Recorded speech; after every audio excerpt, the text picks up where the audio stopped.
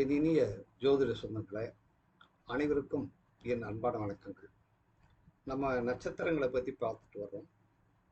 நம்ம கேஇ ஜோதிடத்தில் நட்சத்திரத்தினுடைய விஷயங்களை நம்ம பார்க்கும்போது, இப்போ நம்ம ராகுவின் நட்சத்திரத்தை தான் முதல் தொடங்கணும். அதில் சுவாதி நட்சத்திரத்தை மூணாவதாக பார்க்குறோம். இந்த சுவாதி நட்சத்திரத்தை பற்றி நம்ம இன்னைக்கு பேச போகிறோம். இது காலபுருஷ தத்துவத்தின் அடிப்படையில் 7வது ராசியில் மையப்பகுதியில் இருக்கக்கூடிய நட்சத்திரம் இது. அதாவது 186 டிகிரி 40 கலையிலிருந்து 200 பாகை வரைக்கும் இருக்கக்கூடிய ஒரு நட்சத்திரம். இந்த நட்சத்திரத்தினுடைய தன்மைகளை பற்றி பார்க்க போகிறோம். இந்த நட்சத்திரம் இதனுடைய தேவதை என்ன அப்படின்னு பார்த்தோம்னா மகாலட்சுமி தான் அதனுடைய கடவுள். அப்போ நம்ம இந்த சுவாதின்னு பார்த்தோம்னா மகாலட்சுமி அப்படின்னு நம்ம நினைக்கிறோம்.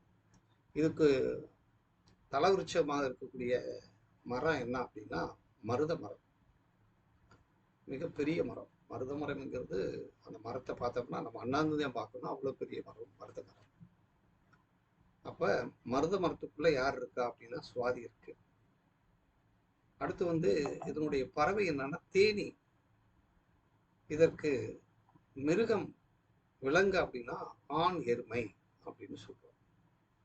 இதனுடைய இருப்பிடம் பருத்தி விளையக்கூடிய பூமி. இது வடிவம் தீபம் அப்படின்னு பார்க்கிறோம். இதனுடைய எழுத்து தானா தாவண்ணா அப்படின்னு பார்க்கிறோம். இதற்கு உணவு வகை அப்படின்னு எடுத்துக்கிட்டோம்னா நெல்லி கலந்த சோறு அல்லது தயிர் சோறு இவைகளை இந்த சுவாதி நட்சத்திரத்துக்கு சொல்றோம். உலர்ந்த திராட்சை, தேனி, காஃபி இதெல்லாம் இந்த சுவாதி நட்சத்திரத்துக்குரியது. இதனுடைய தேவதை லட்சுமி, மகாலட்சுமி அப்படின்னு சொல்றோம். இதனுடைய பறவையே சொல்லிட்டோம், தேனின்னு சொல்லிட்டோம். இந்த பறவையை பற்றி பார்க்கும்போது சுறுசுறுப்பானது, அன்பாகவும் இனவிருத்தி செய்யக்கூடியதாகவும், இதனுடைய சுவையானது இந்த தேனானது மருந்து பொருளாக இருக்கு. இதனுடைய சுவைக்கு ஈரான எதுவும் இல்லை, தேன் தான் உயர்ந்த சுவையாக கருதப்படுது. அப்ப இனிமையானவர்கள். சுவாதி நட்சத்திரம் என்பது இனிமையான நட்சத்திரம். ஒற்றுமையா இருக்கிறது, கூட்டமா இருக்கும், அன்பாக இணக்கமாக இருக்கக்கூடிய நட்சத்திரம்னு சொல்றோம். இது பருத்தி ஆடை. உடம்புக்கு மிக அற்புதமான ஒரு ஆடை நம்முடைய பருத்தி ஆடை. பருத்தி ஆடை தான் உடம்புக்கு. அப்ப இந்த ஆடை பருத்தினாலே தொழில் அதிபர் அப்படின்னு சொல்றோம். சொந்த தொழில் செய்யணுங்கிற ஒரு நாட்டமும் இந்த பருத்திக்கு உண்டு அப்படின்னு சொல்லுவோம். வெளி பழக்க வழக்கம் உள்ளவர்கள், பிற மதத்தை எளிதிலே அணுகக்கூடியவராகவும் இருக்கார். பிறருக்கு வழிகாட்டாக திகழக்கூடியது. பிறர் வாழ்க்கையில் ஒளியேற்றக்கூடியவர் தான் தீபம் அப்படின்னு சொல்றோம். விவசாய செய்தியில் ஆர்வம் உள்ளவர்கள், முன் கோபம் உள்ளவர்கள். தேனி தொட்டம்னு வச்சுக்கோங்க, கொட்டியே போடும். தேனி கொள்ற அளவுக்கு மலை தேனியெல்லாம் பார்த்தோம்னா பெரிய பெரிய தேனியா இருக்கும். உணர்ச்சி வசப்படுவர், எளிதில் உணர்ச்சி வசக்கூடியவர்கள், திடமான முடிவெடுக்க வல்லவர்கள், எதையுமே அசைந்து கொடுக்காதவர்கள். அப்ப வைராக்கியமான உள்ளம் படைத்தவர்கள் தான் இந்த நட்சத்திரத்தை காரர்கள் அப்படின்னு நம்ம எடுத்துக்கிறோம். அப்ப இந்த சுவாதி நட்சத்திரம் லக்ன புள்ளியாக இருந்துவிட்டால், லக்ன ஆரம்பமுனை நட்சத்திரம் ஆரம்பமுனை நட்சத்திரமாக இருந்து விட்டால் அவர்களுக்கு இவ்வளவு கேரக்டர் இருக்கு. அப்ப சுவாதிங்கிறது மையப்பகுதி. சுவாதினா அப்ப என்ன சொல்லுவாங்கன்னா இது சாவி அப்படின்னு சொல்லுவாங்க. இது உடல் உறுப்புகள்ல இத சுவாதியத்தை இதயம் அப்படின்னு சொல்றோம். நம்முடைய மார்பு இதயம் அப்படின்னு சொல்றோம். சுவாசத்தை சார்ந்திருக்கக்கூடிய சுவாசத்தை நம்ம சுவாசத்தை சுத்திகரிக்கக்கூடிய நீர் சுவாதின்னு சொல்றோம். அதனாலதான் இதயம் அப்படின்னு சொல்றோம். இந்த சுவாதி அருகம்புல்லுக்கு, அருகம்புல் அப்படின்னாலே சுவாதி. மூலிகையில அருகம்புல், மரத்துல மருத மரம் அப்படின்னு சொல்றோம். அப்ப இதெல்லாம் பார்க்கும்போது மருத மரம் வந்து நம்முடைய இதயத்துக்கு நல்லது. மருத மர பட்டையை எடுத்து அதை வந்து கஷாயம் போட்டு சாப்பிட்டாலோ, அதை ஊற வச்சு சாப்பிட்டாலும் நம்ம இதயத்துக்கு நல்லது. அதான் இதயத்துக்குரிய நட்சத்திரம் வந்து யார் அப்படின்னா சுவாதி.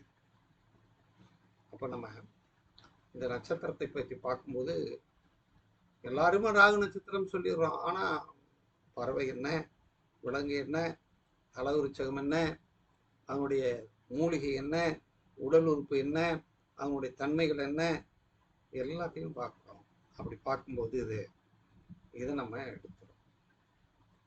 அப்ப இந்த சுவாதியினுடைய திருக்கோயில் எது அப்படின்னு பார்க்கிறோம். டி எடையூர் திருக்கோயில் வட்டம் விழுப்புரத்தில் இருக்கக்கூடிய சிறு மருந்தீஸ்வரர் கோயில், மருதமரம் மருந்தீஸ்வரர் கோயில். நம்ம சனீஸ்வர பகவானுடைய திருத்தலமாக இருக்கிற திருநள்ளாரும் தர்பவனேஸ்வரரும் இந்த மருத மரத்தினுடைய ஆலயமாக இருக்கு. அடுத்து வந்து திருவிடைமருதூர் மகாலிங்கேஸ்வரர், மல்லிங்கேஸ்வரர், திருவிடைமருதூர், அதாவது தஞ்சாவூர் இருக்கக்கூடிய திருவிடைமருதூர்லையும் மருந்தீஸ்வரர், மகாலிங்கேஸ்வரர் கோயிலெல்லாம் சுவாதி நட்சத்திரம். இன்னும் மருதமலை, அதாவது 7வது படைன்னு சொல்லக்கூடிய அளவில் இருக்கக்கூடிய மருதமலை, பாம்பாட்டி சித்தர்கள் அந்த இருக்கக்கூடிய மருதமலை, அதுவும் இந்த மருத மரத்தை கொண்டுள்ள ஒரு திருத்தலமாக இருக்கிறது. அடுத்து பிள்ளையார்பட்டி மருத மரத்தை தான் அது தலைவிருச்சமாக இருக்கிறது, கற்பக பிள்ளையார்கள். இப்போ இந்த சுவாதி நட்சத்திரத்தை இவ்வளவு விஷயங்களை நம்ம பார்க்கணும். அப்போ சுவாதி அப்படின்னா உணவுல வந்து உலர் திராட்சை, காஃபி, டீ, தயிர் சோறு, நெல்லிச்சாதம், இதெல்லாம் நம்ம இந்த சுவாதி நட்சத்திரத்துக்கு எடுத்துக்கிறோம். இப்போ இது என்ன தெரியுது, நட்சத்திரத்துக்கு இவ்வளவு விஷயம் இருக்கு. இந்த நட்சத்திரம் அந்த ஜாதகருக்கு என்ன கொடுக்கும், எதை கொடுக்க போகுது அப்படின்னு நம்ம பார்க்குறோம். அன்பார்ந்த ஜோதிட சொந்தங்களை, நம்ம அற்புதமான முறையில் இருக்கோம். அதில் தான் நம்ம பார்க்குறோம். இந்த முறையை அணுகக்கூடிய இந்த முறையானது, இந்த பார்க்கக்கூடியது 12 பாவங்கள், அப்படியே 12 பாவத்தை இயக்கக்கூடிய நட்சத்திரம், கிரகம். 1ஆம் பாவத்தில் ஒரு கிரகம் இயக்குது அப்படின்னா அந்த கிரகம் எந்த நட்சத்திரமாக இயங்குகிறது. அப்போ நம்ம சும்மா சொல்றோம் அதாவது காலபுருஷ தத்துவத்தின் அடிப்படையில் மிதுனத்தில் லக்ன புள்ளி இருந்தாலும், காலபுருஷ தத்துவத்தின் 3வது ராசி மிதுனம், 7வது ராசி இந்த சுவாதி அது விழுந்தாலும், 11ஆம் ராசி அந்த சதயம் விழுந்தாலும் நாம் ராகு தான் இதை அதிபதியாக சொல்றோம். அப்படி பார்க்கறதை விட நட்சத்திரத்தை வைத்து நச்சன்னு பலன் சொல்லலாம். அதனால் நட்சத்திரத்தை தூக்குங்க, நட்சத்திரத்தை தூக்கி பலன் சொல்லி பாருங்கள். அதுல தான் நிறைய விஷயங்கள் இருக்கு. அதனால இந்த நட்சத்திரம் என்ன கொடுக்கும், இந்த தளத்துக்கு போனா என்ன கொடுக்கும் அப்படின்னு பார்க்கணும். அப்படி பார்த்தா நிறைய புலப்படும். அதைத்தான் நம்ம என்ன சொல்றோம்னா, ஒரு ஜாதகத்தை நம்ம ஆய்வு செய்யும்போது 12 பாவங்களை இயக்கக்கூடிய நட்சத்திரம் எது, 12 பாவங்களை இயக்கக்கூடிய கிரகம் எது அப்படின்னு பார்க்கிறோம். ஒருத்தருக்கு என்ன திசை நடக்குது, ஒருத்தருக்கு வந்து குரு தசை நடக்குது, ஒருத்தருக்கு ராகு தசை நடக்குது. ராகு தசை நடக்குதுன்னா சுவாதியில சந்திரனிலிருந்து தசை நடத்துதா, சதயத்திலிருந்து தசை நடத்துதா, திருவாதிரிலிருந்து தசை நடத்துதா அப்படின்னு பார்க்கணும். நம்ம 3 ராகுவத்தை முதல்ல பார்த்துருக்கோம். சதயத்தை பார்த்தோம், திருவாதிரை பார்த்துட்டோம், இப்ப சுவாதியை பார்த்துருக்கோம். இந்த சுவாதிங்கிறது என்ன அப்படின்னு பார்க்கணும்னா, அப்ப 3ம் ஒன்றா அப்படின்னா 3ம் அதிபதியாகிய கிரகம் ஒன்றாக இருக்கலாம். ஆனா நட்சத்திரம் ஒன்று இல்லை. 3மே ராகுவின் நட்சத்திரமாக இருக்கலாம். ஆனால் 3க்கும் ஒரே தலவிருச்சம் அல்ல, ஒரே பறவையும் இல்லை, ஒரே விலங்கும் இல்லை. ஒரே மாதிரியான கடவுளும் இல்லை அப்படிங்கிறத நம்ம எடுத்துக்கணும். அப்ப சதயம் என்பது யமதர்மன் தான் அதற்கு கடவுளாக இருக்கிறார், நீதிமானாக இருக்கிறார். திருவாதிரை என்பது ருத்ரன் சிவனாக இருக்கிறார். இது சுவாதி என்பது மகாலட்சுமியாக இருக்கிறது. மகாலட்சுமி அம்சமுள்ள இந்த நட்சத்திரத்தை குறிப்பிடுவோம். அப்படி 3 கடவுளையும் இந்த 3 நட்சத்திரத்தை பார்க்கும்போது அப்படி பலன் சொல்றதுக்குத்தான் இது பயன்படுது. அப்ப 27 நட்சத்திரத்துல 3 நட்சத்திரத்தை நாம் பார்த்து விட்டோம். அடுத்து நம்ம பார்க்கக்கூடியது இப்ப என்ன பார்த்துட்டோம்? ராகுவை தான் முதல் தூக்கிருக்கோம், அடுத்து கேதுவை தூக்க போறோம் அப்படிங்கிறத நீங்க பார்க்கணும். அதனால அன்பர்களே, இப்ப நம்ம கேஇ அஸ்ட்ராலஜி உபநட்சத்திரத்தின் அடுத்த பரிணாமம் கேஇ, அதனுடைய பலன் எப்படி எடுக்கிறது, அப்ப அதனுடைய தன்மைகள் என்ன, அதனுடைய விளக்கங்கள் என்ன, அதை நீங்க பார்த்தாதான் புரியும். அதாவது ஒரு பாவத்தை இயக்கும் கிரகம் எது, ஒரு பாவத்தை இயக்கக்கூடிய கிரகம் எது, ஒரு பாவத்தை வெளிப்படுத்தும் கிரகம் எது, அது அந்த வீட்டினுடைய உபநட்சத்திரமே. அதே கிரகம், அதே நட்சத்திரம், அதே பாவத்தை இயக்கிறதா, இன்னும் வேற பாவத்திற்கு நட்சத்திரமா வந்திருக்கிறதா, அந்த கிரகத்தை தூக்கி அது நின்ற நட்சத்திரமும் அது நின்ற உபநட்சத்திரத்தை பார்க்கணும். அப்ப இந்த பாவத்தை இயக்கக்கூடிய கிரகம் தான் மட்டும் இயங்காமல் நட்சத்திரத்தையும் அழைத்துக் கொள்கிறது, உபநட்சத்திரத்தையும் பார்க்கிறது.